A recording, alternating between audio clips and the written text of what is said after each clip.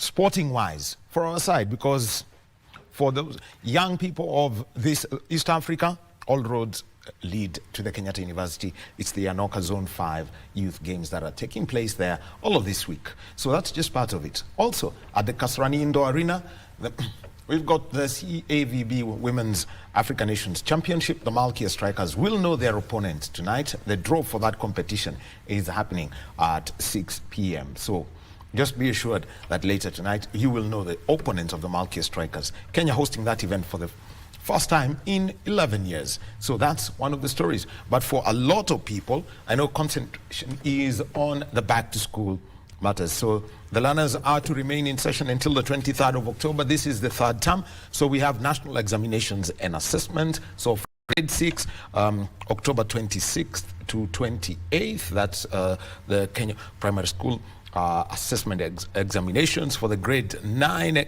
assessment, October 26 to 30, and for the Form 4 candidates, KCSE, October 19th to November 20th. So there's a lot of back-to-school activity. Those are some of the stories that we're going to be looking at today. What else shall we be having a conversation on about Sports Check today? We've got two brothers who are traveling to Morocco for the FIFA E-Championship, the Africa Zone. And remember that there is the FIFA e-Football World Championship that's taking part in the main championship is in Saudi Arabia. So they're looking to qualify and represent the continent there. One other conversation that's been in town for the past 1 week, sport, just to use the Swahili phrase, do we say ni mchezo ama ni michezo tu, ama ni mchezo tu? Because it's to drop that phrase and put money into it. There is the potential to generate, for example, in Kenyan football, it's said $1 billion shillings a year. Athletics brings in a lot of money from the prize money that we know. And Eldoret, Iten, Kapsabet have got stories to tell from that. So we're going to be having a conversation about that. But we start with a conversation about the Anoka Zone 5 youth games that are taking place in Nairobi. And we've got the chair of the local organizing committee, Angela Luchivia. Welcome. Thank you. Good morning, everyone. Good morning. And we've got the Secretary General of Anoka Zone 5. That's the of the National Olympic Committees of Africa, Zone 5, Francis Mutuku. Good morning. Ladies and gentlemen, you never sent me the memo last night. We found the mail had not been pressed sent. Yeah, it's still hanging somewhere. Yes. Yeah? No wonder I'm seeing on my messages, Francis is typing. Yes.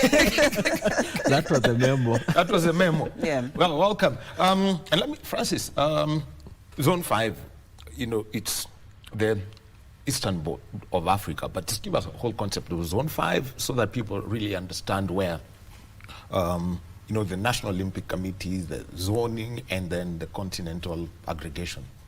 Thank you. To understand the Olympic structure, we start with the International Olympic Committee, where we have 206 national Olympic committees of the world. Out of those 206, they are divided into 5 different regions. We are in Africa, where we have 54 national Olympic committees. And within Africa, there is another subdivision of 6 regions, depending on their geographical area. For us, we are in Zone 5. Zone 5 is predominantly the eastern side, starting all the way from Egypt. I know a lot of people normally imagine Egypt is within the north, but historically Egypt was placed within the eastern region, coming down to Sudan, South Sudan, Ethiopia, Eritrea, Somalia, Kenya, Uganda, Rwanda, Burundi, and Tanzania. The 11 National Olympic Committees, they form the Anoka Zone 5 region, and those are the NOCs who are coming together for the competitions. And therefore, for somebody who looks from a Kenyan perspective, we have the National Olympic Committee of Kenya, then the zone, and then Africa, and then the entire Olympic family. Well, Angela, this is one opportunity where Kenya is going to be hosting a multi-sport event for quite some time for the National Olympic Committee of Kenya. The whole, you know, opportunity convincing Francis and his team at Anoka Zone 5, Kenya is a place to be, and the bid being successful. Thank you. As you know, at the National Olympic Committee, first of all, this is a huge responsibility.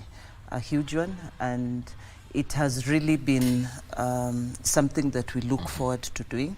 Reason being that, you know, when you are looking at seeing how you can be able to host you know, bigger sports in the future, whether it's Commonwealth, Youth Commonwealth Games, or even being extremely ambitious, Olympics, you have to start somewhere. We have been, I can remember, way back in 04, I think, 03 or 04.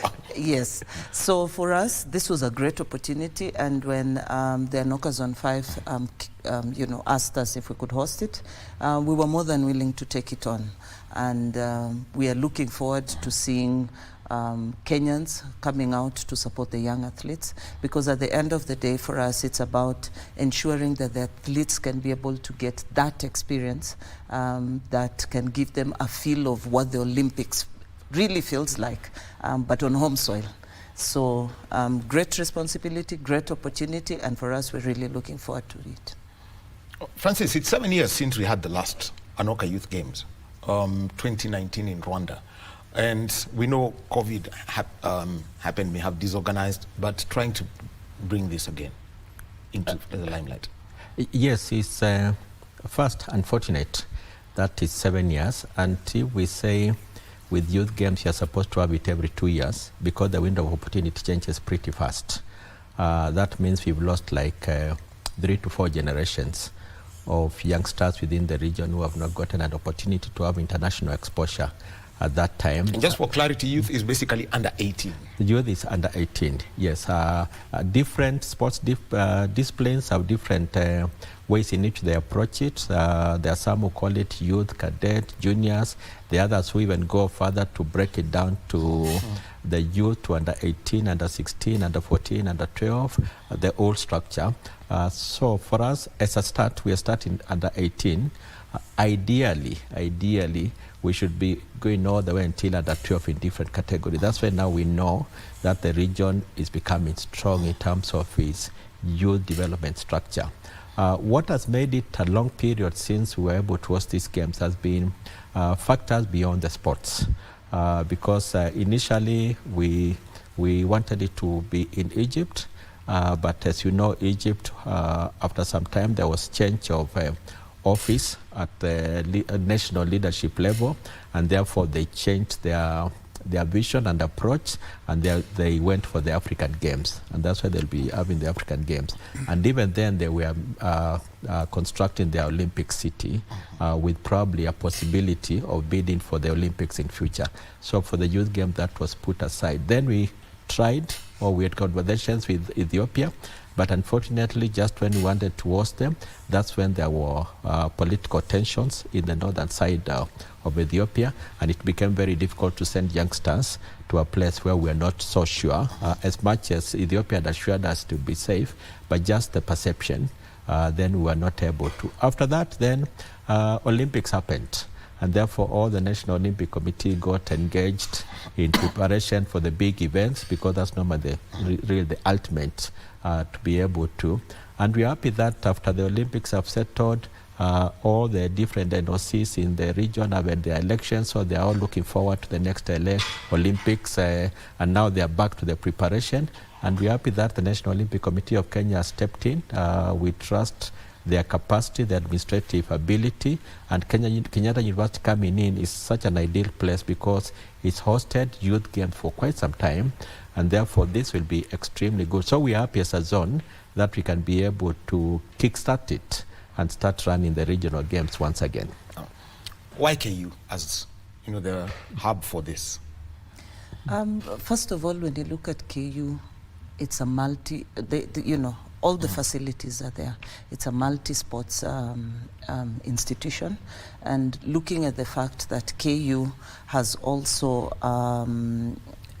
does sports science, sports and all of the sports courses, it presents a perfect opportunity for us as the National Olympic Committee of Kenya. Other than that, we are already in partnership as the National Olympic Committee of Kenya with KU for Olympic academic studies. That's one.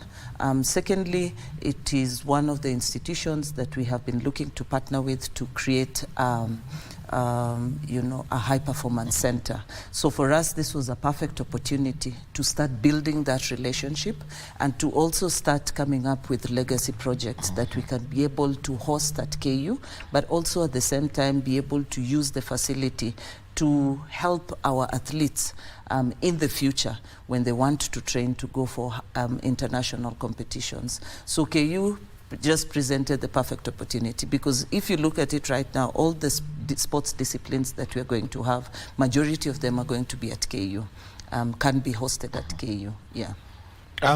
Well, KU, yeah, there's a long, I mean, I still remember 2017, they were, I mean, it was meant to be one of the training venues. And so let's take a look at what, you know, it's very easy for them to host. Let me start with your sports.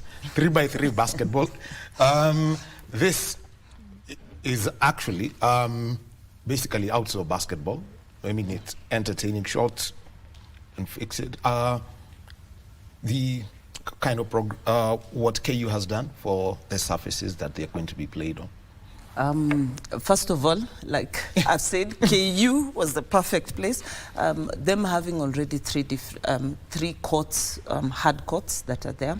But what we have done is, as on the basketball side, the federation had brought in 3x3 high, you know, latest quality basketball 3x3 court, in conjunction also with the NOC about 2 months ago. So this was, so that court has been laid out in Leo, but it was also partly a donation by FIBA Africa in terms of helping Kenya to be able to build on the momentum that we have had with 3x3 basketball. So using that court, and that court is being used for the first time in Kenya. So yeah, that's the surface that has been put in place. When you look at tennis, the tennis courts have already been there in KU, but we have used this opportunity to be able to just enhance the surface, ensure that it is top quality international standards so that it can be used. Looking at one of the legacy projects that we are going to leave behind, we have actually built a beach volleyball court pitch in KU that we are going to leave behind, and that's going to be the National Olympic Committee's legacy project there. Now this presents a perfect opportunity for beach games to be able to be played in KU, not necessarily now going to Mombasa. So we know landlocked countries, you know, landlocked countries that are very good at beach volleyball. Yeah. So yeah. And when you look at these games, the way they have actually been structured is to give our youth an opportunity to be able to start the preparations for the Dakar Youth Olympics. So again, really going out to look at what sports are going to be presented at the Dakar Youth Games, and ensuring that we can really be able to mirror that into these games. Francis, you're here. Tennis. Just, I mean, you did tennis. Kenya did, you know, worked with Nairobi Club, and we got a real clay court. We've always had Maram courts. What's the transformation of the courts at Kenyatta University, such that, you know, over time we can see more of that real clay courts? Because I think Parkland Sports Club also followed suit with that. Yes, I think in the recent past, a lot of tennis courts have been changed from our Kenyan traditional surface of Maram to clay court. I think right now there are close to 5 clubs which have done that. Kenyatta University now presents a different direction because their path should not be clay court, their path should be hard courts, because those courts have been tarmac courts for long.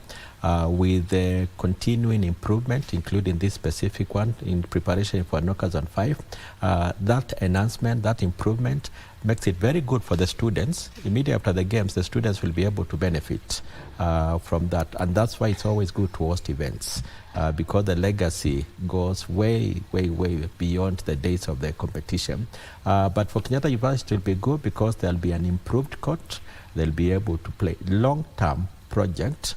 We are hoping that the National Olympic Committee, government, And Tennis Kenya will be able now to come and put them at top level standards, because that would be a good place to host the events. Just like you've seen, it has everything else. So the surf has been enhanced, and probably bleach has been put for the spectators. Then it would be the perfect place for an international event. What's the surface that they're getting here? This one would, let's just call it, the general term is hard court. Hard court. Yes, hard because court. it's cement, and then there's a bit of tarmac put on top to be able to give it a good bounce when the players are playing. One of the things we know, swimming is another sport that's going to be taking place. Was the hosting of the swimming event choices? But the swimming event will be hosted at Kasarani, and really reason being that the KU pool is not to international Olympic standards. Again, I go back to that word. So we will be hosting those games in Kasarani, because that's the only venue that can really be able to host international type of swimming competitions. However, again, like Francis has said, we're really trying to see how in the future there can be possibilities of other institutions that can be able to host swimming championships, so that we stop over relying on one venue, because in the event of anything, then you get stuck. Yeah. I mean, Kasarani is only a 50-meter pool we have, and so I know what would be expected about that. Cycling. Yeah. Cycling is going to take place in Murang'a. Why Murang'a? Because of the terrain. Presents a perfect opportunity to be able to test the athletes. Tua di Kandara. Yeah, and Team Kenya actually before the Commonwealth Games was also training in Murang'a. So the opportunity for the youngsters now to start getting a feel of that terrain. And Murang'a also, apart from the terrain, also the weather, good weather there for the athletes to really be able to use. Just give us an idea of which side of Murang'a, I mean. It could be a shortcut. It could be somewhere close. A shortcut to your home. To my home. I can't give you the exact name right now. Yes. Yeah. But I have a general idea of where, I mean, it would be. So this is basically road cycling, where you want some mountain climbing, flat terrain, and something that works out. Francis, looking at the sports that you are going to be doing here, getting the officials, when we include, for these technical sports, and making sure that they're well adjudicated. What's the process for ANOCA? It's interesting that you've asked that question, because to just come to get these sports, we've had a pretty good learning, very, very good learning process. And it has exposed the positives and the negatives within the region. And we know there are some sports where even the technical capacity for different National Olympic Committees to host are very difficult. But we are very lucky that in Kenya, we have very many top-level quality technical officials. Because if that was not the case, then the games would have been very expensive, because it would have meant now bringing officials from outside. The fact that we are able to run these games without bringing a single official from outside Kenya speaks to the development different federations have undertaken in terms of their technical capacity. So for us, that's extremely, extremely good. But it has also exposed us in terms of the depth of our youngsters and different sports, because how we arrived at these different sports was just to run a simple poll across all the 11 NOCs, asking them if we were to host these games, which event would they participate in, and they were able to come up with probably 10 to 15 different sports.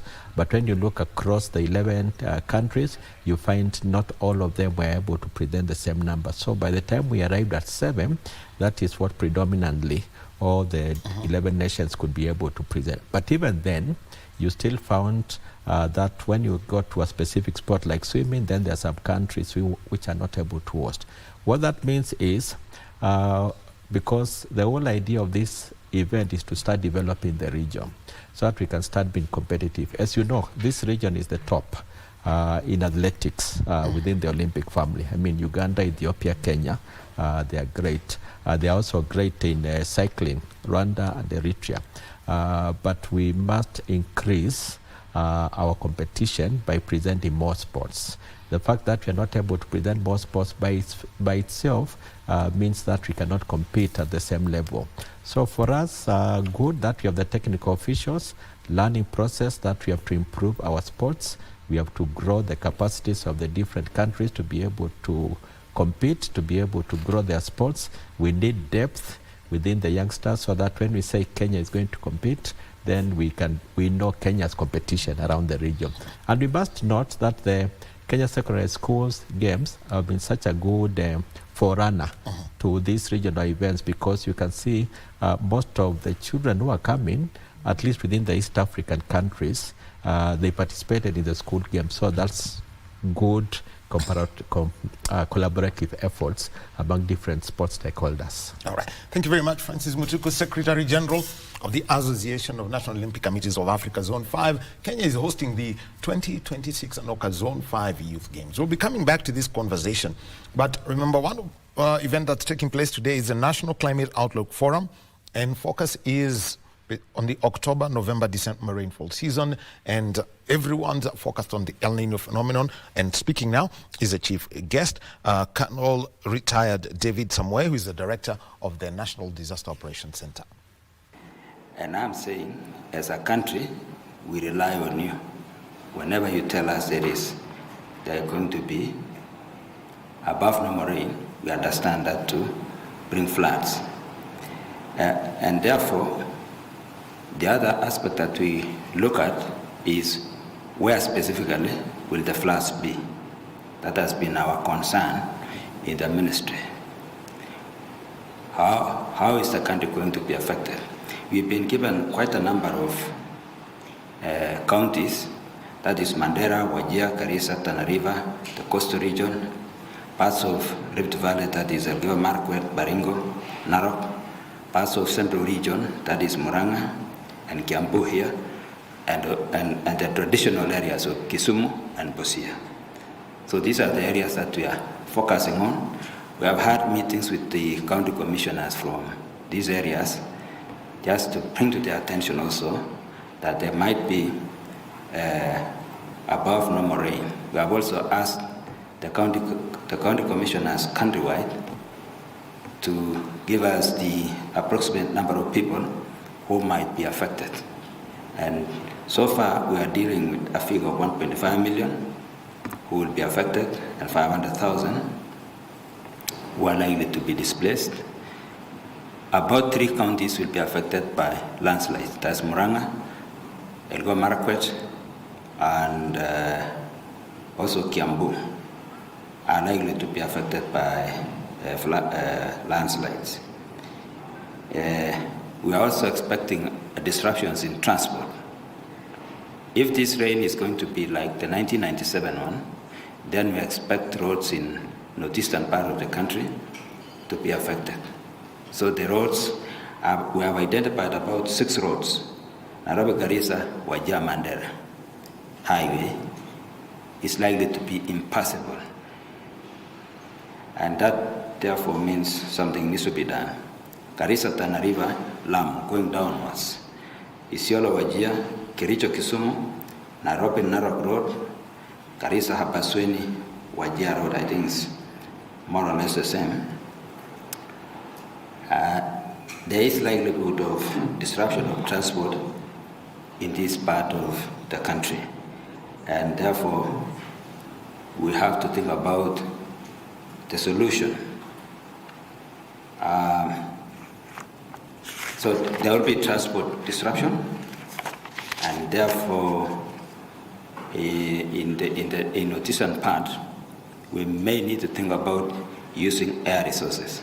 We have also talked to the county commissioners, particularly in these regions, to make sure that the airstrips are repaired, because we might be forced to use fixed wing to areas of Garissa, Wajir, and Mandera, and then Remember, from Garissa to the last mile, we may require helicopter.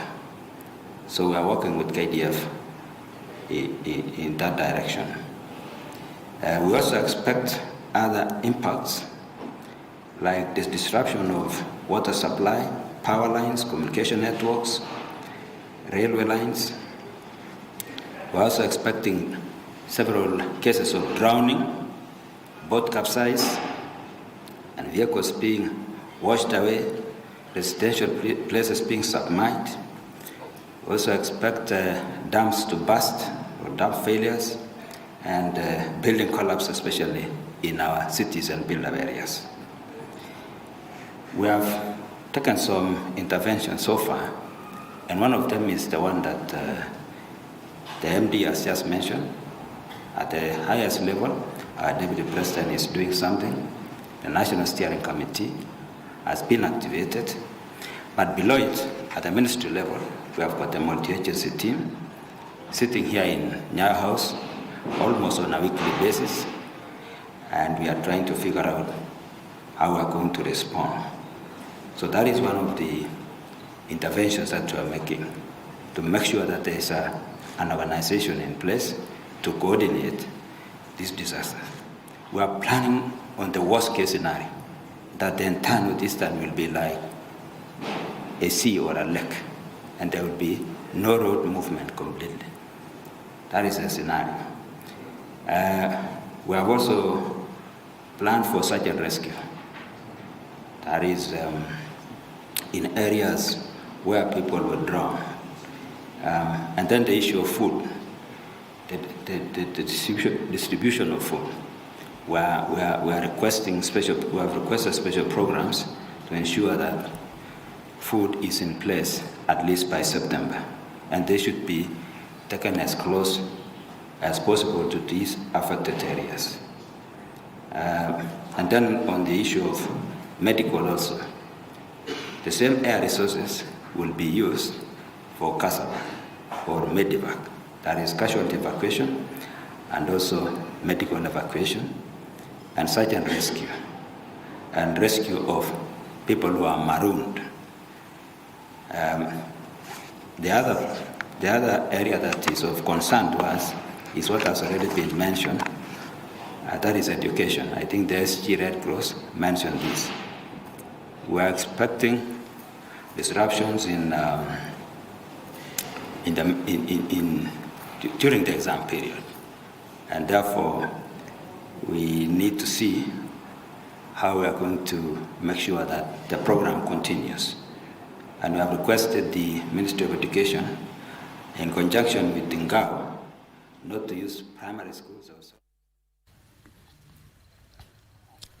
Speaking is Colonel Retired David Samoei, who is the Director of the National Disaster Operations Center, and he is speaking at the National Climate Outlook Forum, October, November, December, above normal rainfall. The El Nino phenomenon, that's what everyone's saying is expected. And so how prepared is the country for that, including counties that may be affected, and also how to manage around the infrastructure, mainly in urban areas. We'll be giving you more details of that story in our bulletins that come. And we get back to a conversation, and it is about the Anoka Zone 5 Youth Games, and we are with the chair of the local organizing committee, Angela Luchivia, and also we have got the Secretary General of Anoka Zone 5, Francis Mutuko. And Francis actually just gave us, how all of this was, the sports were selected and the local officials being selected.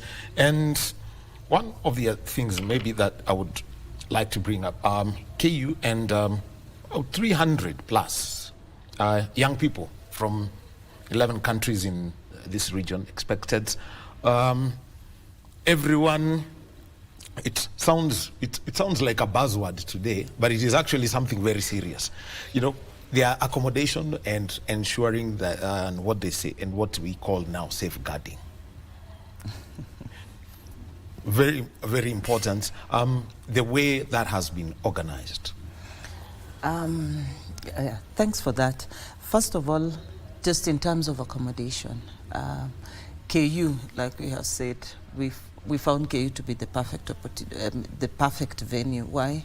Because when it comes to accommodation, it's available. So the hostels currently, because KU is closed, apart from first years, we'll be checking in tomorrow. But at this point in time, the hostels are available. So Nyayo hostels are being used. And if you remember a few years back when athletics was there, the hostels were actually renovated. So that has also given us an opportunity that to was be able... that was for the 2017 World Yes. Under-18 Championships. Yes. So at least the hostels are in good condition, perfect conditions for the athletes to be able to stay and to be able to be accommodated fully, in Nyayo 5 and Nyayo 6. To be precise. Over and above that, the security around KU is really, really great.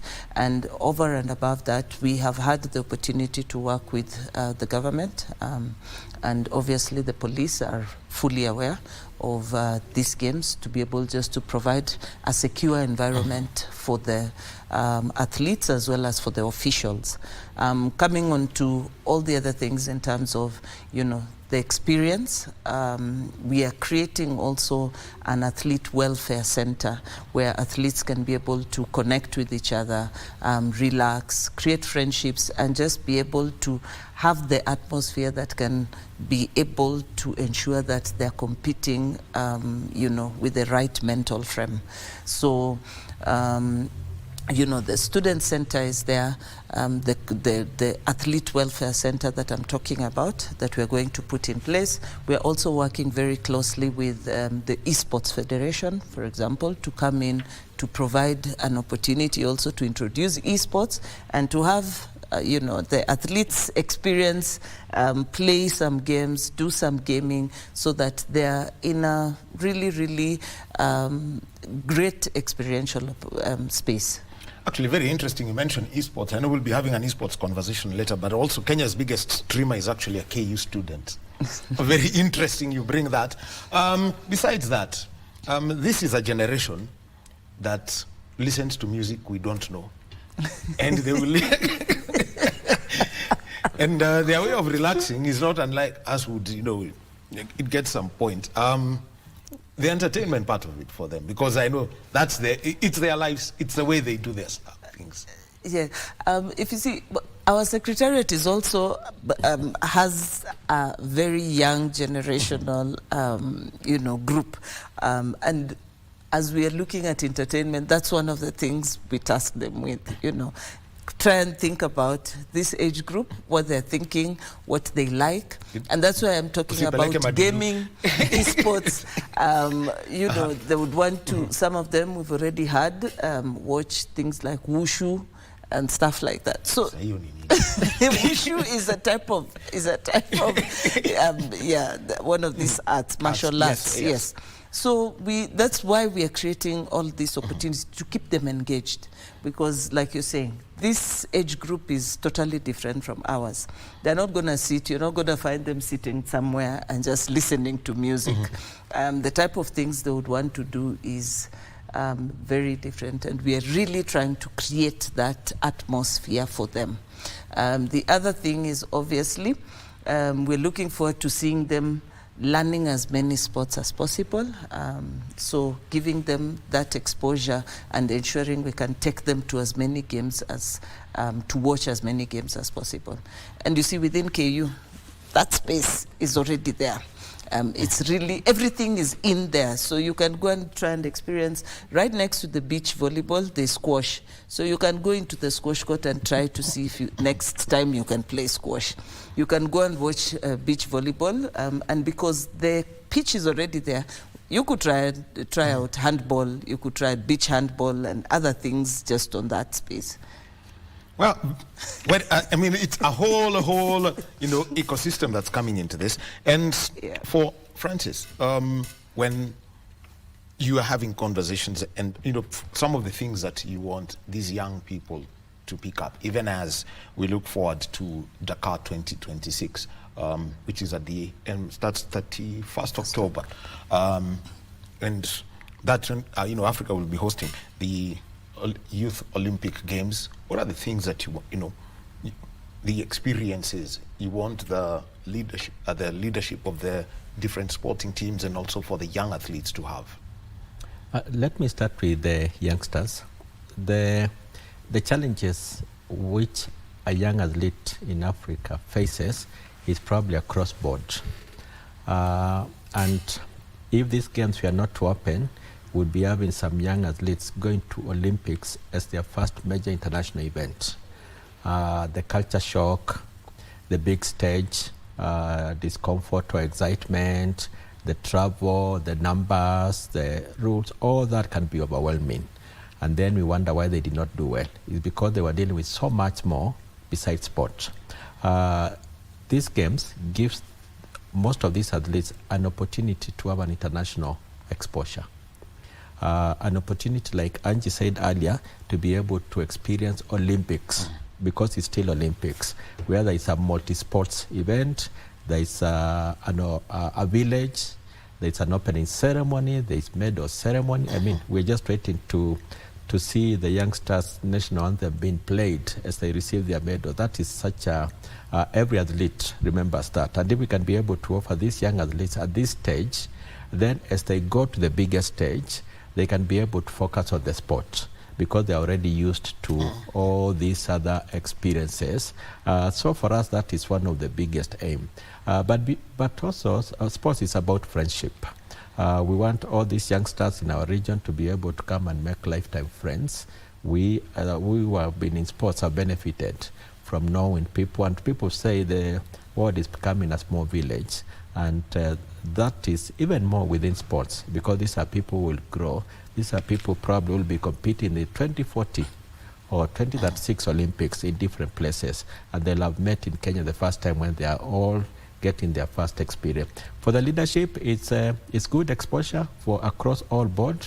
The capacity being provided for the chef de missions, for the general managers, for the team managers. You almost say they're getting a learning, practical experience to be able to manage better, so that when they go to the big stage, which we are all looking forward to, it will be extremely good. And we are lucky that the chair of the LOC is also the chef de mission of Dakar. So everything being done is in preparation of Dakar. But most importantly is simply to give our youngsters in the region an exposure. We find a lot of them start competing when they are over 18. Now, if we can keep going further down all the way to even below 12, within a few years there'll be a change. So we are looking forward to these youngsters enjoying, making friendships, and giving it their best. And most importantly, when they go to Dakar, we can be able to see a difference. Actually, now you've mentioned about culture shock. The biggest culture shock every person has, it's not weather, it's food. Yes, very true. And you know that Very affects true. performance. Yes. Because we must accept the reality that getting 3 square meals a day is a challenge in Africa.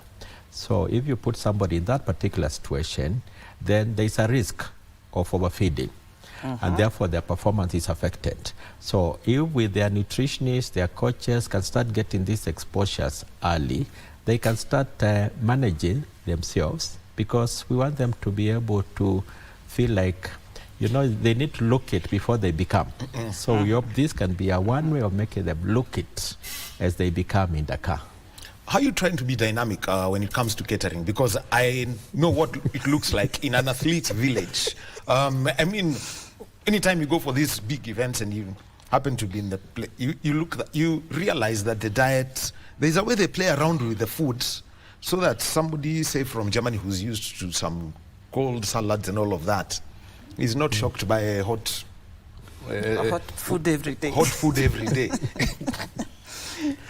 We are trying as much as possible. All right. Okay. We'll be coming to that. But let's move over to Mombasa, where we've got the ARSO General Assembly, and day one discussions are focusing on harmonizing standards and conformity of the Africa Continental Free Trade Area. Let's listen in.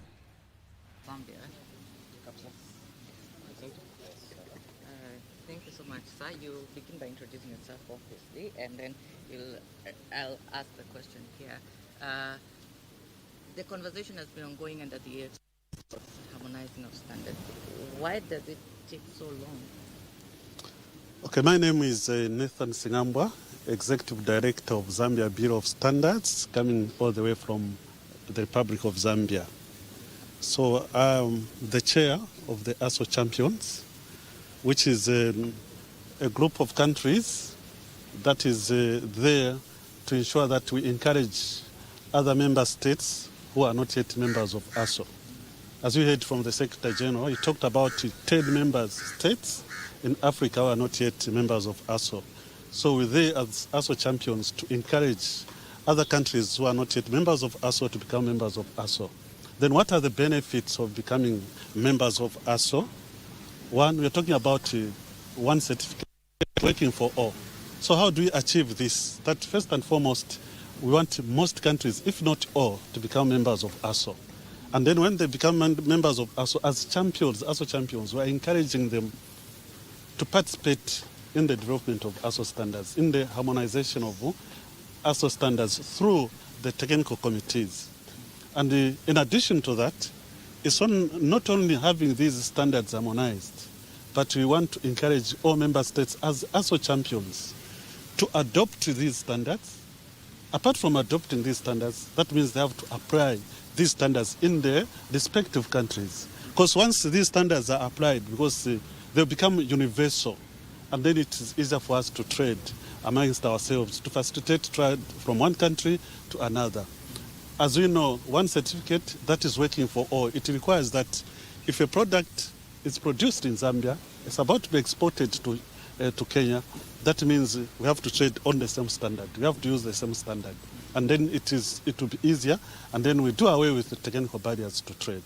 So that's what we do as ASO champions, to encourage others to become members of ASO, and also to participate fully in ASO activities. From a consumer perspective, if a product becomes harmful to a consumer, who takes the blame? There are two things. There are two things. There are those products that it's mandatory to other countries. Other countries, all products are mandatory. So, for instance, we as standards bodies, whether it's KBC, a standard body in Zambia, we certify these products. And we don't certify all the products, but we certify some of the products. So it's incumbent upon the producer, the manufacturer, to ensure that standards are followed. They follow standards, then if they follow standards, adhere to standards, specification on the standards, even when the product is tested, it shows that it has passed, then that is good for consumption. So we encourage all manufacturers to ensure that they embrace standards because they add value to their product. Finally, for me, for a consumer watching this, not from an entrepreneur watching this, what would you say in terms, what should they expect in the next 12, 24, 12 months? Or rather, if we're to come back here a year from now, what will have changed from moving from policy now to implementation? Yes, they have to embrace standards. Most of the people, they say embracing standard, applying standards, it's adding to the cost in countries. But what we are saying, standards, you're not adding cost, adding value to your product. So if you're an entrepreneur, SMEs, you embrace standard. That means your product will be competitive, not only locally, but also internationally. So what we want to see is, we want to see these entrepreneurs, whether SMEs, large enterprises, to start embracing standards. Because once they apply these standards, it will add value to their products. Even when we are importing, mind you, you cannot trade without standard. If you want to export, you want to supply to the chain stores, first of all, they want to know whether your product complies to standard. So if it complies to standard, then you'll be able to export or to sell locally. So what we're encouraging large enterprises, SMEs, is to ensure that they have standards, and then they have their products certified in order to add value to their products. Right. Thank you so much. Any more questions? And so that is the ARSO 32nd ARSO General Assembly that's taking place in Mombasa. This is where Bureau of Standards from the region are meeting together, and the conversation is trying to strengthen the Africa Continental Free trade area. Trevor Ngendo is our reporter at that event. We get back to this conversation, and it is about the ANOCA Zone 5, the Association of National Olympic Committees of Africa Zone 5 Youth Games. Kenya is hosting those games this week. The chair of the LOC, Angela Luchivia, is in studio with us, and we also have got the Secretary General of ANOCA Zone 5, Francis Mutuku. And before we moved over to Mombasa, we were having a conversation. The biggest culture shock, you know, Francis mentioned about it, the biggest culture shock any person gets is food. You may think about it. Think of somebody from Egypt who's coming for these games and they have never tasted and they've never had a chance to eat ugali, or what we call our generally dry food. Their meals are different. Or you take somebody from Kenya and you take them over to Egypt where they have to eat bread with virtually every meal. That's a shock for very many people. So for these youth games, how are you working around the catering to ensure that this diversity that we have in the region works very well for these young athletes? First of all, we had to sit down and work with the catering team, nutritionists that we have brought on board. So the catering team from KU, nutritionists from the Olympic Committee, so that they can really be able to help us understand first that what food can be provided that is nutritious and that can be able to really supplement a young athlete's body. And then after that, we have also tried to look at regional balance, because kids coming from different parts of the region, obviously, like you said, their staple foods and what they're used to eating is totally different. So what we are trying to do is to incorporate as much as possible in the menu the different kinds of foods from the different parts of the region. But at the end of the day, for us, it's to ensure that the food is nutritious. It can really be able to supplement their bodies. One of the other things that we are obviously, especially for Team Kenya, going to manage, and that's why we have a nutritionist on board, is to ensure that the meal balances are correct for the athletes, so that they are either not underfeeding or overfeeding, and just to be able to maintain the right portions of meals.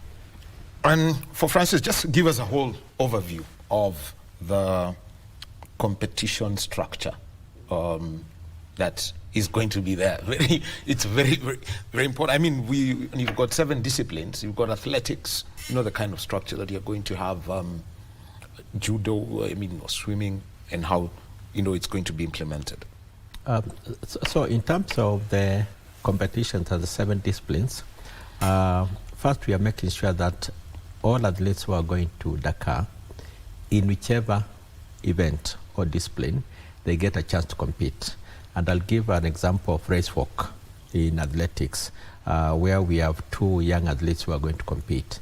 In as much as other countries did not send their competitors, we ensure that there is a competition for those specific one to compete and to prepare.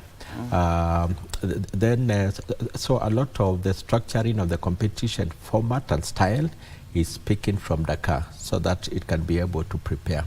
Beyond that, then we are relying purely on the technical guidelines of the different federations, different sports, because already they have rules which guide them on the youth structure in terms of the competition format. There are some where we have very many competitors, so they have to spread it across the 3 days.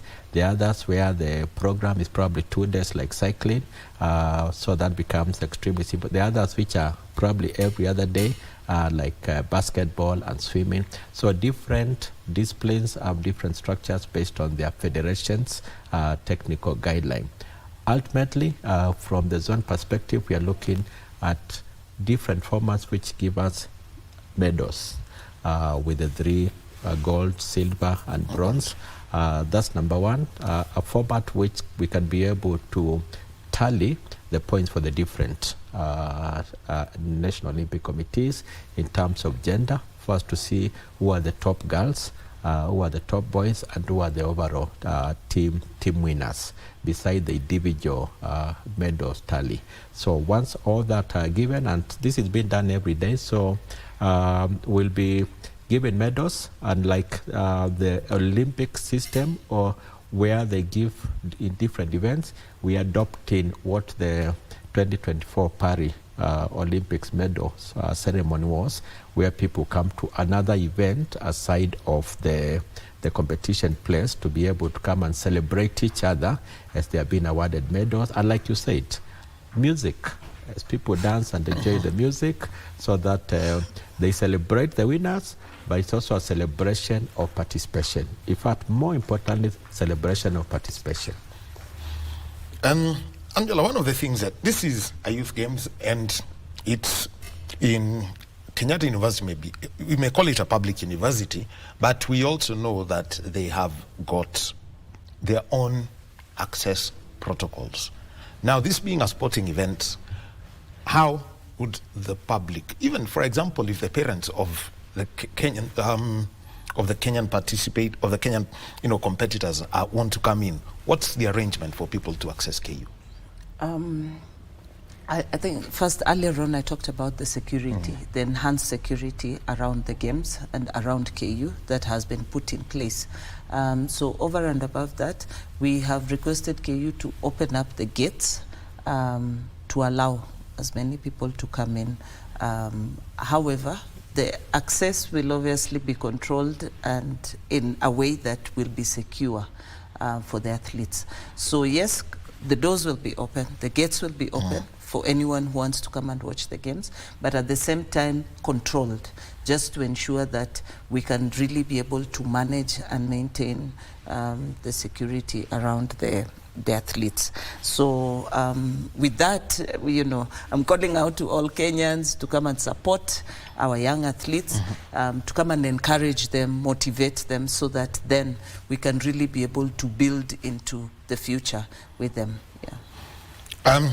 Now let me talk about Team Kenya and how you're looking at it. You're the CDM for this, but I know you're going to have a different role. But how, what's been the activity around the Kenyan team? Because looking at this age group, for some of them, have been representing their schools at the Secondary School Sports Association, and also the East African School Games in TZ. So the way you're monitoring them to ensure that come October they're ready. First of all, the Kenya Secondary School Sports Association is also very much involved in this, because what we have done is we've ensured that we have included, an official, a representative from the KSSA, as well as from the Ministry of Education. Why? Because we wanted to ensure that even as the teams are training and preparing, we have full visibility of the school games. So a few months back, we in fact had to move these games a little bit. They were supposed to have happened last week, but we moved them to this week so that we could accommodate the athletes that are participating in the FIASA games. So we have been monitoring the school games all the way from the nationals when they were in Thika, and after the nationals, with the teams and athletes that went to TZ, we are waiting for, because most of them have started checking in from yesterday and today. So for the different federations, what we gave them is the allowance that they could have athletes who are participating in the secondary school games to come and join the other athletes. However, in terms of Team Kenya, because of that structure, what it has helped us was to identify the potentials and to identify the talents that would then be able to come into the team for Dakar. All the way from Thika into FIASA, into selection of the team, selection criteria have really been critical also, and ensuring that each federation is able to provide us with their selection criteria. But as we send out scouts to look at also who is performing, who is performing well during the secondary school games, we are engaging and putting all this information together. Like I've said, just using all of those pathways to really be able to get us to where we need to be in Dakar. Now, When you look at the term, the school term, and these are 17-year-olds. And remember, most of them are going back to school. So this is a training and preparation for Dakar. Then the kids will go back to school, and after that we are then going to look at the perfect window that they can be able to come back and get into camp in preparation for Dakar. But this really presents, like Francis said, we're trying as much as possible to ensure that those athletes that are going to be in Dakar are in the teams that are going to be participating during these Anoka Games. All right. Francis, let's talk about how the IOC supports this entire process from the global level, continental level, zonal level, and support a project like this. How does that work? We have what is called the grant system. Grant system means from the Olympic Solidarity, and as you all know, the Olympic Solidarity comes from the very good marketing programs of the Olympic, which brings in money, and then that money is spread first to National Olympic Committees for different programs, like I'm sure most of the people have seen the National Olympic Committee programs.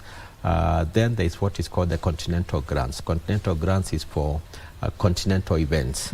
And then from the continent, the continent is able to give a certain amount to different regions, depending on the strategic priorities. And one of the strategic priorities for Anoka as a continental region is to have competitions. And therefore they encourage regions to. They're able to give grants to support.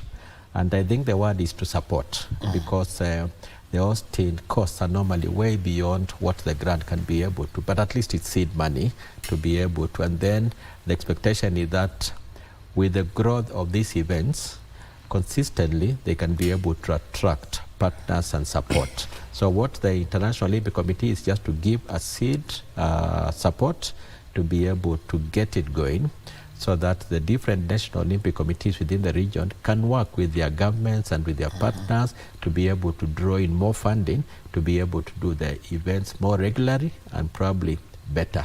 And that is the kind of partnership we've seen in Kenya, where government has come in, National Olympic Committee has come in, and with a little grant given, they have been able to supplement the cost for the event. Support from the government, because he's mentioned that. I have a photo of you and the minister. Don't ask where I got it from, but it's a legitimate source. Anyway, it was distributed, it was open. Yes. The support from the government for these games, besides the Ministry of Education, but also from the State Department for Sport. First I'd just like to say that we are really grateful, because the government has come in very strongly to support these games. And last week, yes, during the media launch, you had the CS for Sports, Creative Economy, Youth Affairs, really said that they're coming in strongly to support this, because they believe in development of the youth and the youth program. So we have gotten sufficient support for the games, and are looking forward to ensuring that can really be able to give everybody a good experience. Yeah. All right. Thank you very much, lady and gentlemen. Next time, please send me the memo about the dress code. I did. Please send me that memo. Yes. Angela Luchivia, she is the chair of the local organizing committee of the Anoka Zone 5 Youth Games that are taking place at the Kenyatta University all of this week. And for cycling, it's in Murang'a County. So if you're in Murang'a and you see a lot of young people with their flags and all of that, riding up and down the hills, just know it's the Anoka Zone 5 Youth Games. And also Francis Mutuku, who's the Secretary General of the Anoka Zone 5. Yes. Well, thank you very much for you and for being our sign language interpreter this hour. We'll be taking a break, and when we get back, we'll be getting into a conversation about esports.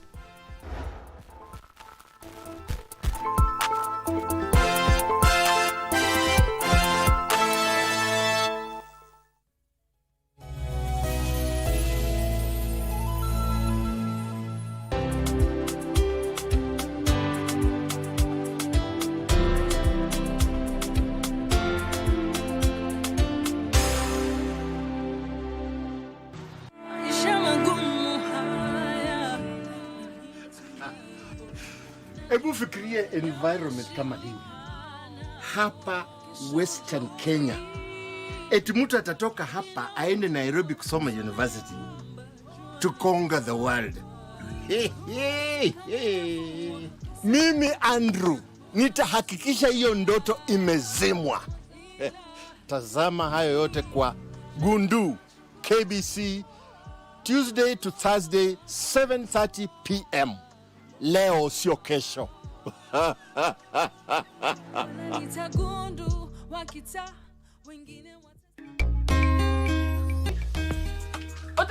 Matops! Desire kuamka, desire kulala.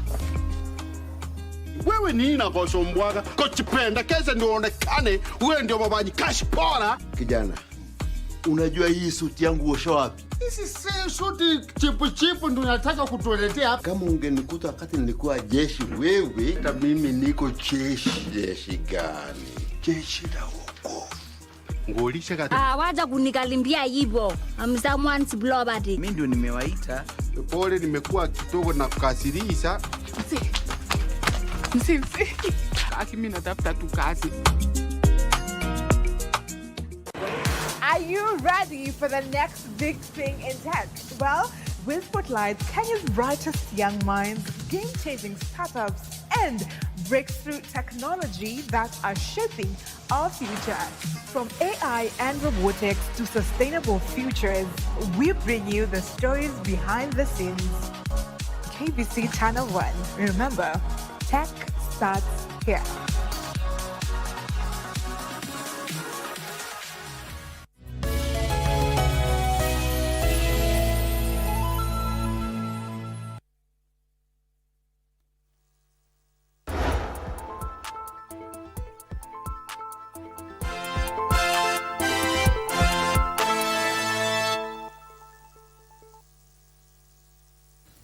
And welcome back to Sports Check on this Monday morning, the 24th day of August 2025. We expect to be having a conversation about esports with the KBC brothers. But before Martin and Daniel do come in, let's get a quick review of a prodigy, Purity Kandie, who is a Special Olympian.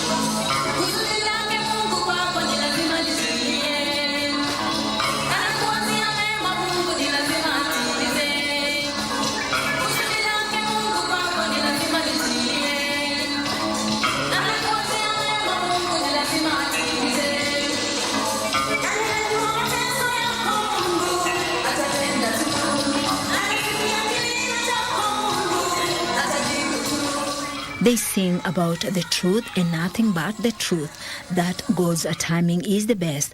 And indeed it is for Purity Kandie, who has proved that she's capable of becoming a distinguished member of the society despite her intellectual disability. Kandie was born with Down syndrome, and a family led by her father Julius Kosgei and mother Ann embraced her condition and raised her as any other normal child despite facing challenges along the way. Purity Kandie was born with mentally challenged, and we really passed so many difficulties in raising her. And also, you see, most of the people were actually wondering what happened with this child. And anyway, we took care of our child. When she was young, we loved her. In fact, we showed her love more than even the other children. And she grew when she felt that she's being loved by the family. And that is why she's been able to help out in household chores without any hitches, helping the gardening and farming at home. She could not feel that she's a mentally challenged person, no. She took herself to be a normal child. That's why she could do all other things. And let me tell you, this daughter of mine, she does a lot of things in the family. From house process, washing house, dishes, feeding even animals, feeding chickens. She does a lot of things. And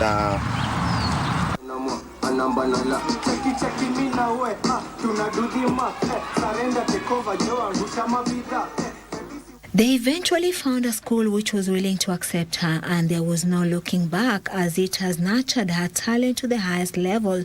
And with the help of Special Olympics Kenya, she's been able to represent the country in 2 Special Olympic Games in Abu Dhabi and Berlin, where she boasts of 2 gold medals and a silver in the 50 meters dash and a standing jump, including a first-class model in dancing. Oh, how she loves to dance.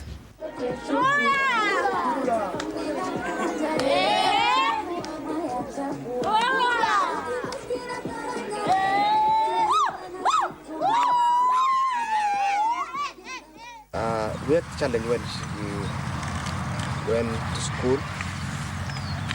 Most of the school could not accept her because of the mentally challenge.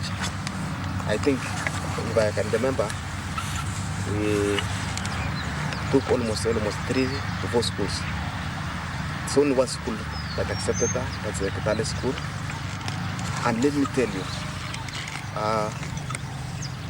what God has planned for this child, nobody can know. Because even the schools that refused to accept her, they have now come to realize that this child had some talent. She's a national figure. She even features for the AIC Nuru Gospel Choir.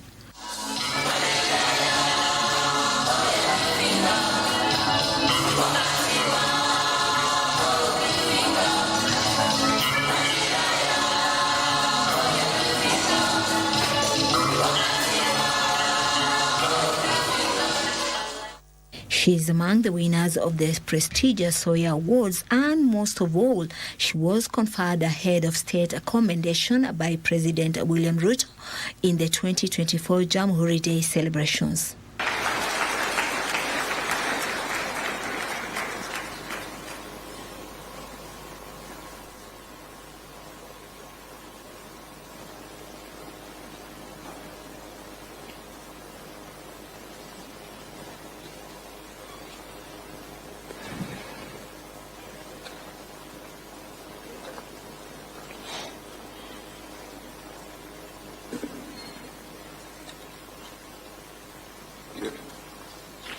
Purity Kandie is indeed an inspiration for persons with intellectual disabilities, for proving that if we choose to include, we will be changing the perceptions of many so that they are integrated into the society.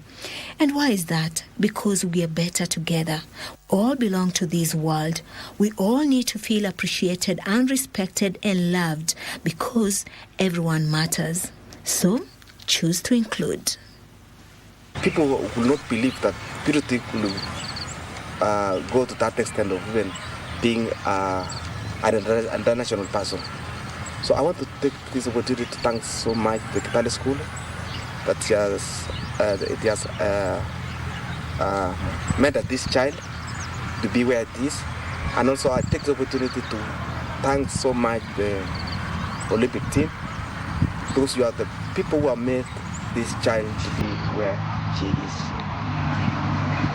She's a very lovely lady.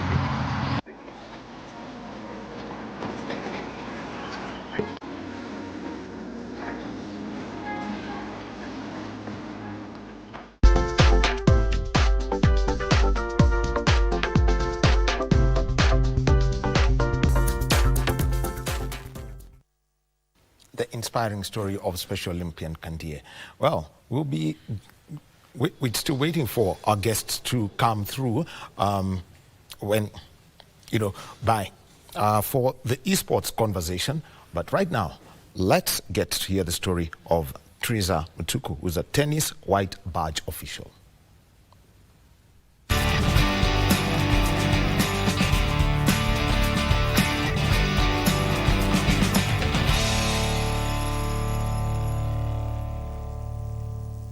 Game, set and match, Otieno, 2 sets to love, 6-1, 6-4.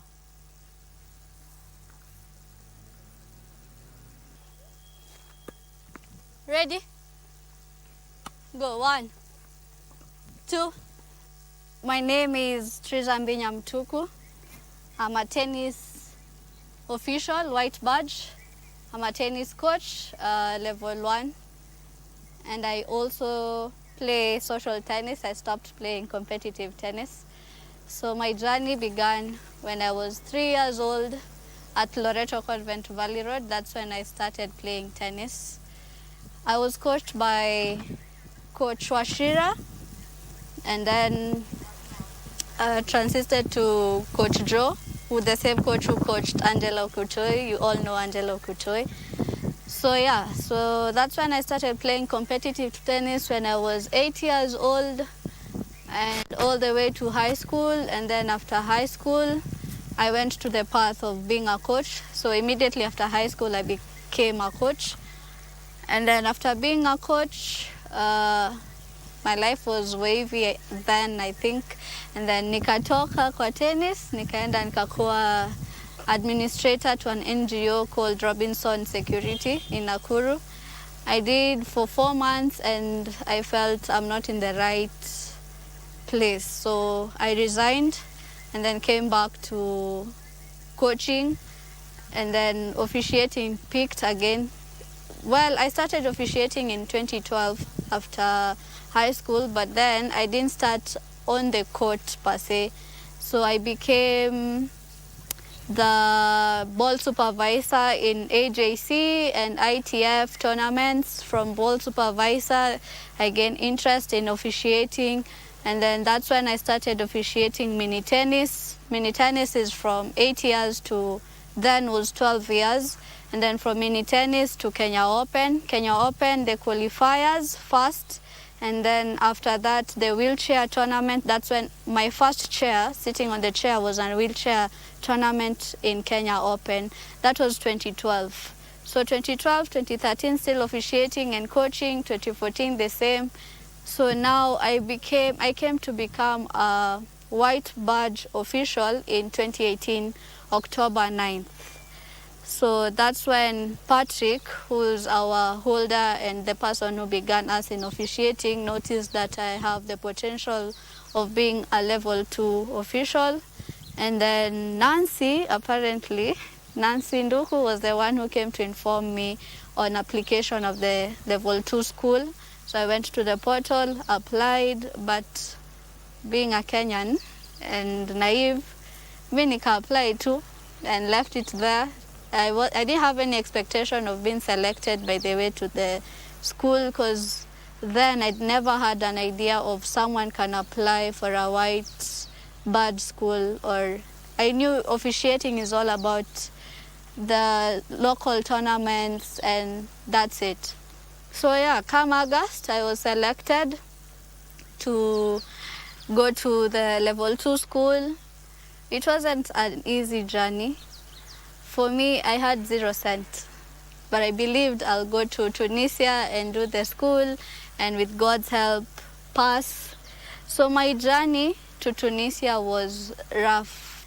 So I sat down and began to ask myself, Teresa, which is the best way of you raising money? So I discovered Mchanga. So I opened an Mchanga account and requested people to, it's like a mini Harambee, but an online Harambee. It was positive to me because even my Facebook friends walikuwa wananiuliza, where do we send the money? So I gave them the account. Hata ukienda Facebook yangu sahi, you'll see I made like a small card with all my details and the account and the Mchanga and when I'm going and when it will end, all that. And yeah, and then I had a friend who's working at KQ and requested if they can give me a ticket, a return ticket to pay in installments. By then ilikuwa the trust issues, you know, so it's someone's business and you're asking for a return ticket to pay in installment. So hayuko sure kama kupatia hiyo ticket ama juu ajui kama kazi yake itako online ama atakutrust, but God is all good. Nikapata ticket with an, I paid 60,000. So I was supposed to pay in a 2 installment. Wherever the ticket was around 88,000 then.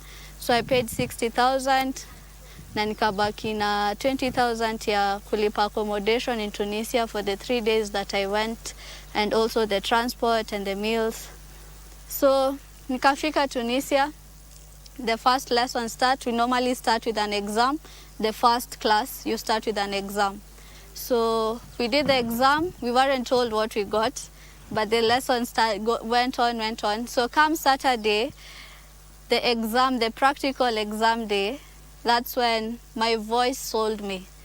So I was in, let's say, court 3 down there, but my observer or my tutor was sitting somewhere here at the cabro, and she could hear my voice from there. So that's what made me pass the exam, the practical exam, and also the courage. So come Sunday, now sitting for the theory exam, it was funny because we went to class first, revised a few minutes, then we were told to go out of the class for a photo session, but I felt a different feeling. I've never felt that kind of a feeling before. So what I could do to at least embrace the feeling was to cry. And I cried to God, telling him, God, you're the one who brought me here, and this will be my turning point. I'm a cake meant to, like, it's the finishing point of being put in the oven. So sijui kama hii cake itatoka kama imeungua ama itatoka kama imebondeka. Ni wewe tu God unajua hii story. I cried and then washed my face and went for the photo session. Then we came back to class. We were told to enter the exam room. I was the last one to enter. I remember I was walking slowly, and my tutors were just behind me. It's like they're pushing me, enter the court, enter the classroom. So I'm like, well, God, everyone here needs to pass. So you're the one who knows who's gonna pass or who's gonna fail, but I'm praying no one to fail. So I went in the classroom. I can attest, I did the exam with God, because I was like, first question, in my mind I knew the pass mark was 84%. So that means you have to fail like 8 questions. So I was like, wow, I'm on the 6th one and I'm not sure whether it's correct. So God, come tusaidiane. So we did the exam with God, and then we came out of the classroom. Then people were, of course, at a KCP, watu discuss maswali. So watu walikuwa discuss maswali, I'm like, shoot, I did not answer that thing that way. Then we were told to come after 1 hour for the results. And then after the 1 hour, I was like, now God, this is the time. This is either my turning point, or this is either I'm going back to where I was in life. So I went to my desk. Ulikuwa na bahasha kwa desk, a white one. So if your bahasha is flat, you failed. But if your bahasha has a kabam, you've passed, because the kabam is the badge. That was like, God, now this is the time ya kusema ukweli. So I went to my desk, picked the bahasha. It was heavy. I just sat down because I passed. I just sat down and thanked him. And I remembered Marehemu Mike Githinji was one of our officials. He once told me, Teresa, never ever quit officiating. So those were the words that came to me. My officiating life wasn't easy, because I remember the first time I was starting, I was listed on the blacklist, and I'm like, hey, nimeingia kwa blacklist na hata safari haijaanza. So yeah, so that was my first mega success in officiating. Karen Country Club had a Karen Open in 2017. 2017 nika enter draw, then I played in the qualies. Nakumbuka qualies, your time I knew I wasn't supposed to play at the qualies. Then I cried on this here, hapa tu nyuma. Hapa ndo nilikuwa nalilia. Nikisema mbona niliekwa qualies na nafaa kwa main draw. So I cried, went to play my qualies, and then I lost. Yes, I lost. I lost. And then after ilikuwa then unaweza kuwa official after ume lose the first round. So I decided, why not? Let me just be the chair umpire for wheelchair tennis. So I was given a match on court 7.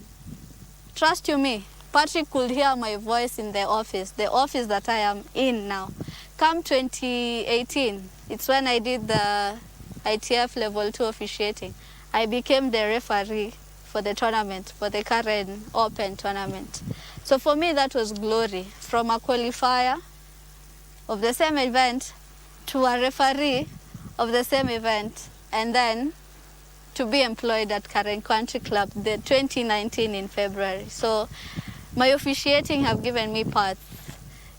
And to the women outside there who feel like they have difficulties or barriers in achieving what they want to achieve, my friend, I'm a living proof, and don't give up.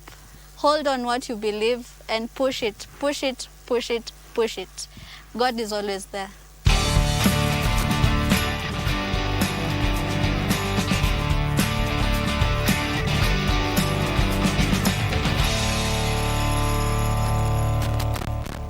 It's a story of tennis white badge official Triaza Mutuko. Well, waiting for the Kibi Watt brothers, Daniel and Martin, to get into studio and give us the story about their journey in esports. How brief it will be. But first, let's get here the story of From Jail to Gym, featuring Pilgrim Otinga, a sports instructor.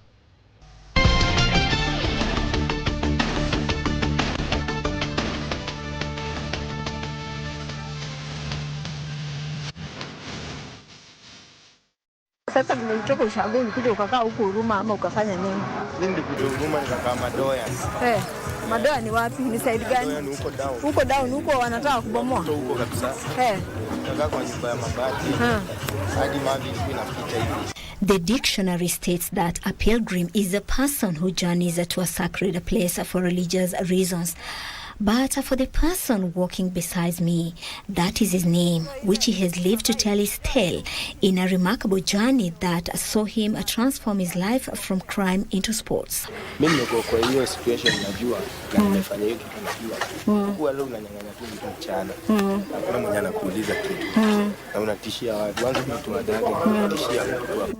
We found him in his hangout nowadays at the Huruma CDF Social Hall, where he advocates for others to use sports as a tool to change their lives for the better. This is the gym where they train. We are going to join them as they do their training.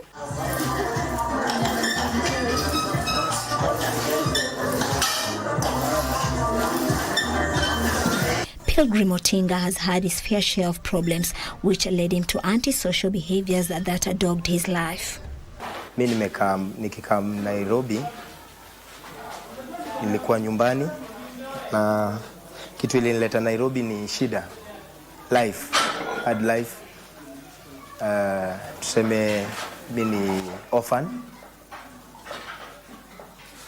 Na hard life ndio ilinitoa nyumbani. Nikakuja Nairobi, niliachia shule standard 7 nikiwa nyumbani. Nikakuja Nairobi, nikaanza kuhustle mjengo nini nikapata mfadhili akanirudisha shule standard 8 nikafanya. Then after that nikakaa tena another 1 year nyumbani because of nilikuwa najiingiza na politics sana sababu ya hivi vijana wakora pia mimi nikakuwa mkora kidogo, na hapo ndio nilipata at least politician mmoja akanirudisha shule, nikamueleza akanirudisha shule. Nikafanya form 4, nikaenda form 1 mpaka form 4 nimesomea mabasari obviously angenisimamia yote. Then after that kutoka nje kaanza life Nikiwa shule nilianzia form 2 nikicheza taekwondo. Kutoka hapo vile nilitoka shule nikaacha. So kakaa mtaa kidogo nikiwa na gwara watu kidogo. Nikapatana na coaches sasa master wa hapa akani-introduce huku kwa gym. Akaniambia wewe ni kijana mdogo sana na hii life unaendelea nayo naona ukimadwa wewe. Na kitu best unaweza fanya mimi kama nikushikilie. His turnaround came after he robbed a shop belonging to his friend who found it in his heart to forgive and assist. Mwenye kikundi ndio Abdalla huyo. Aliniandika job kwa duka lake. Tukiwa na rafiki yangu. Kutuandika job.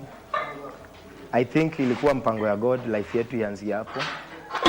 Na kutuandika job, tukafanya naye job kidogo sababu tulikuwa bado na ile spirit ya umtaa na ile spirit ya kuvuruta vitu za watu. Tukafanya job naye kidogo, tulifanya poa, alitupenda, but there's a time alikuwa ameenda harusi. I think ilikuwa harusi. Yes. Alikuwa ameenda harusi. So msee kurudi, mimi nikaongea na huyu jamaa wangu, tukadanganyana, tukabeba vitu zake kwa duka. Vitu za almost 200,000, but I don't think kama zilitusaidia na hazikutusaidia. In fact hata tukiuza hizo vitu hazikufika 20,000. Na Abdalla kurudi akafuatilia akashika huyo mwenzangu. Kumshika huyo mwenzangu akapelekwa ndani. So Abdalla maybe sababu ya roho yake nzuri ama alijihukumu akaona anafanya vibaya nini, amuachilie tu kijana aendelee na life yake. Abdalla akaenda akamwachilia, akamtoa huyo kijana, akamtafutia mfadhili, akarudishwa shule, hakuwa maliza shule. Akarudishwa shule, akaendelea na shule mpaka saa hii, at least hata kama bado ana hustle mtaa, but si ile ako ni kijana mpoa, anaweza pea mtu history. Otinga was given a new lease of life to make the right choice and turn his life around, and sure he did when he joined Masese's Abdalla. After nilikuwa najificha kwake, ndiye akaambia coaches hapana, wewe kijana wacha, mwambie mimi sina maneno, mwambie aje tuongee, mimi sina maneno, najua mambo hufanyika na hakuna mtu ajai kosewa. Na kwa hii dunia kitu tuliwekwa hapa, Mungu alituambia kitu ya kwanza ni msamaha, lazima usamee mwenzako, na hivyo ndio tutaishi. Sababu nakumbuka wada alitumia, alisema ninajua hata sijasamee zaidi ya mara 7 mara 70 kwa tangu nizaliwe, na lakini Mungu anasema tusamee mara 7 mara 70 kwa siku. So akanisamea, karudi, coaches akanirudisha shughuli hapa.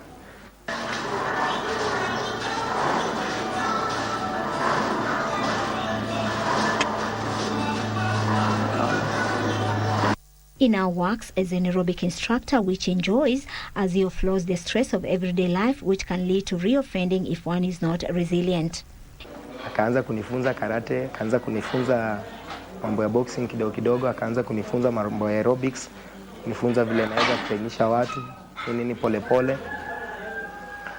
Na huku nje bado, although bado nilikuwa na hiyo spirit ya kuvuta, akaanza kunichange tu pole. Paka ikafika to a point that naweza sasa jisimamia, anaweza niambia sasa leo wewe ndio unasimamia klasi ya leo. Ndio ikitoka tutagawana katikati.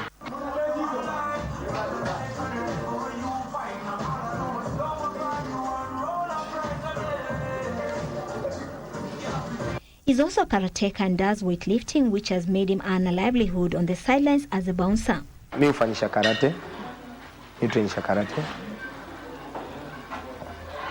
Mimi trainisha aerobics. Of which hizo vitu zote nimejifunzia hapa, na hiyo ndio step kubwa sana nimeona kwa life yangu. Naweza fanya hata kama ni 200 peke yake napata, hiyo 200 singepata mahali. At least naona hiyo ni step moja kubwa sana nimemake, yenye saizi maybe Mungu akinibariki naweza pata mahali nijishikilie, niseme naweza enda mahali niseme niandikwe hata ama nipate vifaa. Tuseme kama hapa sisi hatuna vifaa, hatuna vifaa kama gym yetu ukiangalia hivi, hakuna vifaa. Mimi mwenyewe nafanyisha aerobics. Hatuna vifaa vya aerobics, hatuna vifaa vya taekwondo, hizo karate. Tuna vifaa za karate, tuna vifaa za aerobics, tunahitaji steps na vitu kama hizo ndio zinaweza tuinua sisi kama mayouth huku chini. At least tusirudi nyuma tena. Pia huku nje kibarua ikipatikana, akipata kibarua ya club ananipeleka nafanya ubouncer. Akipata kibarua ya nini, at the same time bado, sababu mimi kijana na sisi kuwa na form sana, nilikuwa naingia kwa politics. Ile bahati mzuri ama kidogo napata na kuwa na sababu ya grace ya God nikatambulika kidogo, nachukuliwa na kuwa bodyguard.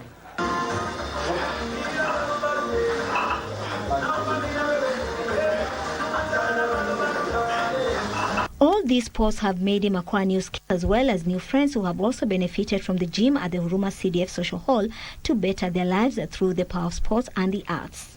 Mimi imenisaidia, nimeacha wizi. Kwa hiyo sports imenisaidia, nimejifunza kitu, naweza pea mtu idea, naweza pea mtu skill. Naweza kama na trainisha aerobics, naweza saidia mtu. Ni kama daktari.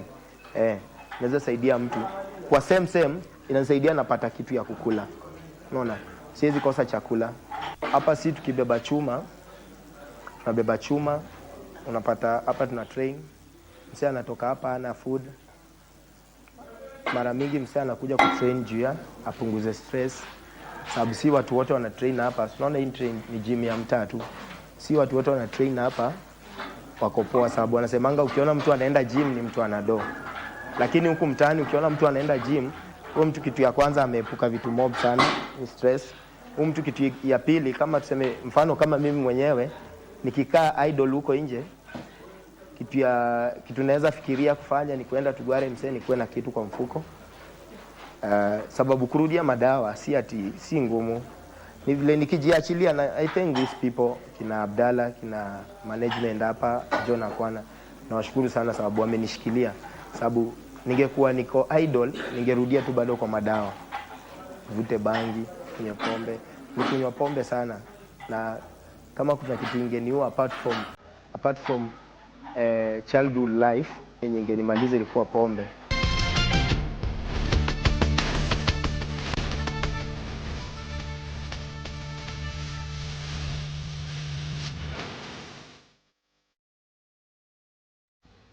That's the story of Pilgrim Mutinga, sports instructor from jail to the gym.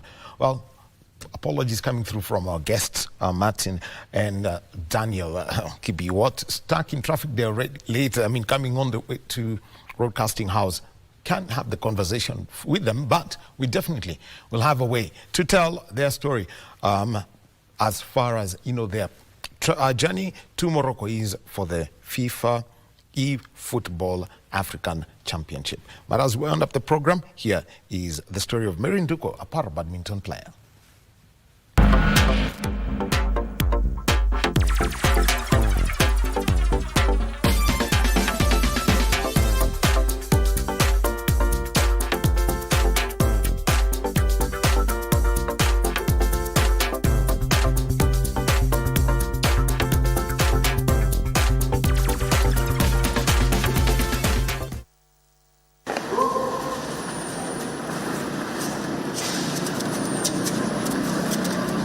She has gone through it all, having had to get her leg amputated at a tender age to ward away a cancerous tumor that was threatening her life.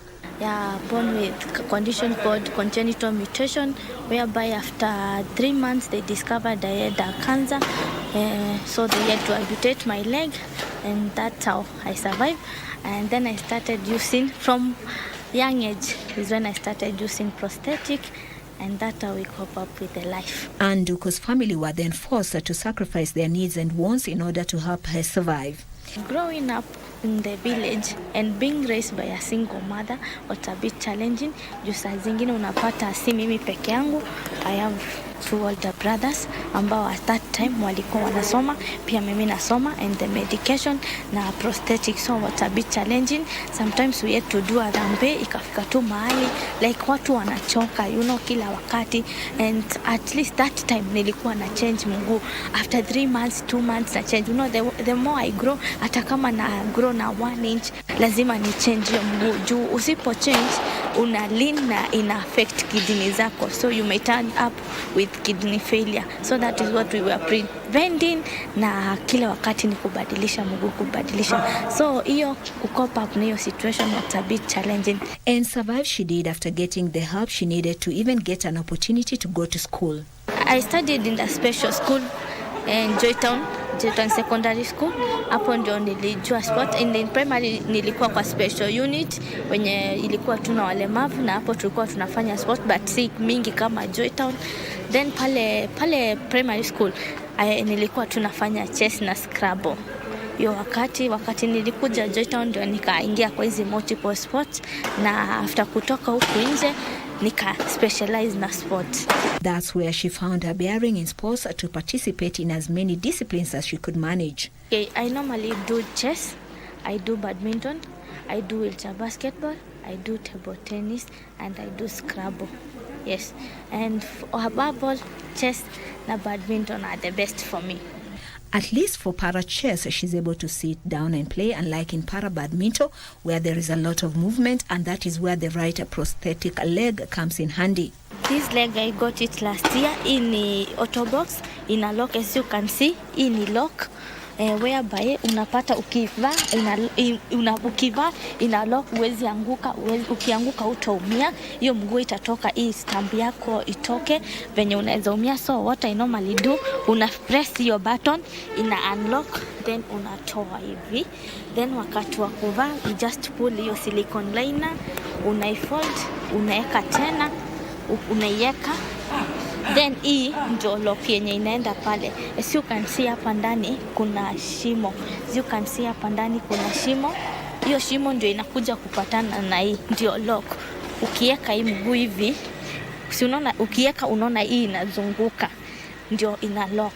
But that does not deter her from pursuing her dream for play. She does, hoping for the best, and the best did come when she got an opportunity to represent the country outside the region and come back with a bronze in the SL4, which is the classification for those who are able to stand. Badminton nimekuwa Uganda, nimesafiri Uganda, nimesafiri Egypt, na natarajia kwenda Dubai. Uganda I didn't win, but my ranking was in Uganda ranking. Niliweza kupata ranking na classification, whereby in Uganda I was ranked world 45, na nikaenda Egypt nikakuwa ranked 31, world 31, and in chess mimi ni Kenya 1.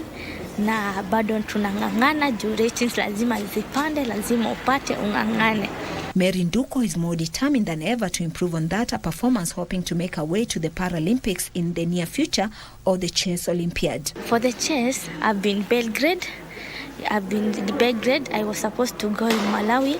That was my first tournament. Na juu I had issues with passport nini, unajua ukiwa ushago pia uko na ule mzazi nini, so hiyo trip ilinipita, nikapitwa pia na trip nyingine ya Greece.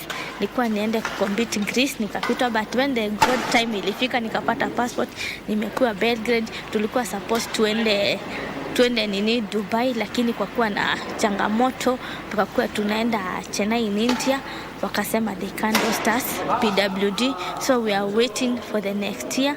Kwa chess kuna hiyo FIDE championship, world championship ya PWD yenye itakuwa Dubai pia. She, however, needs help to get the right prosthetic so that it does not impact on her kidneys to add more salt to her wounds. This I got it at 750,000, of which somebody, I will wish Ali just drop the money from me, akasema acha nikusaidia ndiko, of which for now imeharibika. Unaona hii silicone line ishaanza kukatika juu I'm using it for the wrong purpose. Hii mguu ni ya kutembea, si ya kucheza hapa, kutembea pekee.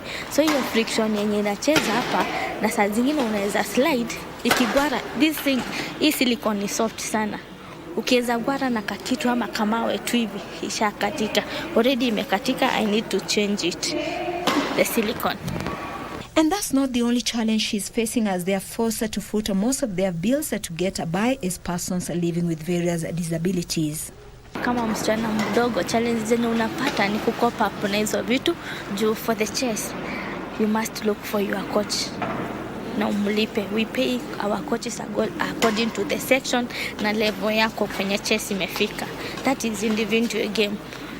Lazima ujitume, you have a lot to do. Lazima kama ni vitabu usome, ufanye a lot of research work, inataka ujitume. So sometimes unapata the resources ni challenging. Juu kama una pesa ya kulipa coach, hautaweza kumove on. Yes. And pia kwa badminton kama saizi, I feel like I'm struggling juu I'm using the wrong prosthetic on the wrong purpose. So unapata kama saa zingine unaona kama I wish umeona saa zingine nashindwa na kusplit juu unaogopa hii lock ikikugonga itakuumiza hii mguu ingine, na ukisplit vibaya kuna possibility ya kuanguka. She, however, is not resting on her laurels even as she awaits any assistance to aid her mobility. She has studied cosmetology and hopes to open a business in future to support her endeavors.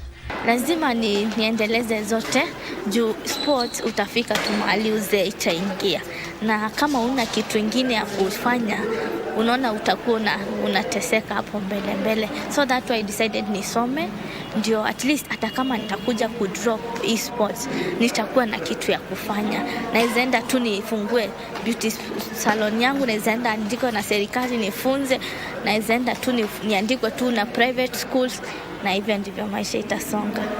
Persons with disabilities have proved time and again their capability if given the opportunity to realize their potential, and the world of sports continues to provide those platforms. Let other sectors follow suit too. Expectation this year, we are expecting like hiyo kuenda Dubai na the other tuweze kupata hizo points za kuqualify Olympics, World Cup na Commonwealth. So unaweza pata kuna mtu pale ameona tu video yangu, anaweza sema okay, sitakusupport na mguu lakini naweza kupea foot, naweza kupea silicone liner, naweza kupea hiyo anything the little you support I will just appreciate. Ama mtu aseme just come to my hospital, just bring, if we share the cost, ama just do this, upime tu mguu yetu, then you advertise for it, utuambie vile iko, we will appreciate. I myself, I will appreciate, and I will be so happy.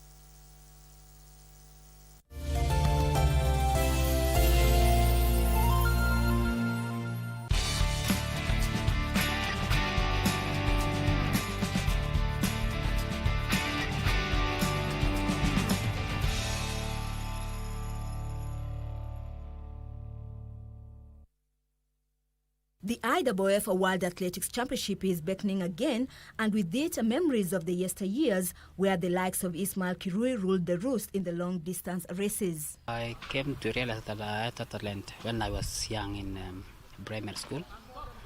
You know, we are in schools, we have school competitions. In the school competition, that is when I come to realize that I have the talent of running. And I participated so many the two events, the two sports. I was a footballer when I was still in primary lower classes, 3, 4, 5. And then after I joined, I came to the upper classes. That's when I came to realize that I was good in running. The Marakweta-born athlete must have had it in his genes, as his family roots attest. It didn't take long for him to light up at the family tree when he was privileged to join his late brother Richard Chelimo in the 1990 World Junior Championship, where he pushed Chelimo to a record-breaking feat in the 10,000 meters to take the silver. I came to realize that during that time, it was just my mind was still in the competition of schools. But knowing that when I was here, that I came to realize, wow, it's now flying. That's a different thing. The other day we used to travel region to region. Maybe Kapianga boys, we used to go Kapianga boys or Kericho or Nakuru. And since when I came to when I was here, that's when my mind's coming out. It's a serious thing. It's a serious thing. It's not as I used to think of when I was in the high school. The World Junior Silver medalist had already kick-started his career in the World Cross Country Championship, where he finished fourth in the junior men's race before dropping to seventh in 1991. He, however, rose to the occasion in a snow-filled course in Boston in 1992 to take the junior title ahead of the legendary Ethiopian Haile Gebrselassie. I remember the best one that I did Boston. That was 1992, and that was good for me.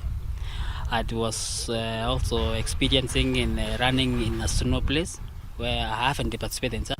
We went to France, but it was winter, but it was not snowing. But when we went to Boston, it was difficult. Even time to go for warm up, time to go for even to wake up in the morning to go to the morning run. You just go to a back where it's full of ice. It's like it's full of. It was white. Totally white. So we were just 20 minutes. It's enough. You can't sleep. 20 minutes. So after winning that, I came to know that this was my difficult time in winning. It was also the same experiencing in a snowing place. I haven't touched a snow in the crowd, but I was just seeing in pictures. But that was a memorable time that I could remember very, very well, and I performed well. This was the beginning of their epic battles with the Ethiopian legend, for they met later in the World Junior Championship, where Haile won the 5,000 meters a duel by mere seconds. Before I knew Haile, because we had competed from junior World Cross in 1992. We came to World Junior 1992, and then even Grand Prix before World Championship. So we participated so many events, even though he was ahead of me sometimes. I was ahead of him. But I knew that the team was strong, the whole competitors were strong. So I just put in faith that I will do my best. In third place is William Sigai, who's been unbeaten this winter, and everyone is telling us what a great find he's been, what a great athlete he's going to be. 1993 was his best performing year, where he started off by claiming the bronze in the senior men's World Cross Country race won by William Sigai in Spain, before he shrugged off Haile Gebrselassie and his compatriots in the World Athletics Championship in Stuttgart to win the 5,000 meters gold in 13 minutes, 02.7 seconds at 18 years of age, and the youngest in that event. I was in good shape because after World Cross Country 1992, that's when I even if I missed the World Olympic, I could have even joined the team of Olympic, but unfortunately I had not qualified. So my form was coming up, and it got me in that was in 1993 when I participated in Grand Prix across. If you go and watch that clip again, I had no kick, but lapping resistance was good to me, because I do so several laps ahead of them. Even though they were kicking behind me, if you see the way Haile closed the gap between him and me, it was very, very, very serious. So even I was praying after crossing the line that, it was mine. It was really, really, very difficult. The new world champion was on a roller coaster to break the junior world record as well in the 5,000 meters in Zurich, where he stopped the clock at 13 minutes, 06.50 seconds. I come to realize that I broke the junior record later on, but I did not know, because I was anxious on who are behind me. I was very nervous on who was chasing me. So I could not even think of going for, even I could have gone even to world record, because by then world record was 12:59. I think to 12:59. So if I could have pushed even, I could have, could I make it or not? But good enough. I used my energy that I had and performed that way. And that is it comes to the successful. He returned to the World Cross Country in 1995, where he took silver as Paul Telgat won the gold in the senior men's race. Ismail Kirui had already met his sweetheart by then, Rose Cheriot, whom they competed together at the Belfast International Cross Country to complete a double as they became a couple. 1993, I was not with her. I was still young by then. And then later on, that is 1993 and 1994 when we started meeting together and knowing each other. 93 and 94, and it happened that we were using one manager by then, and then it come to our knowing each other, and then we keep on socializing and keep on training together, keep on competing, participating in so many races. So that's how I came and how she came to be an athlete. She was an athlete from their side, and I was an athlete from my side. The legendary athlete retained his 5,000 meters world title in Sweden in 1995, where he timed 13 minutes 16.7 seconds in a slow race ahead of Khalid Bulami of Morocco and Shem Korori of Kenya. Well, it was difficult because we had strong guys. But if you are in shape, even you can run with mind knowing that who is next to me, who is behind me, and who is in front of me. But when you are not in shape, terrible. You cannot make it. You cannot think of that. You cannot even make a calculation. Know that how many laps remains, how many laps to go, or how many laps have I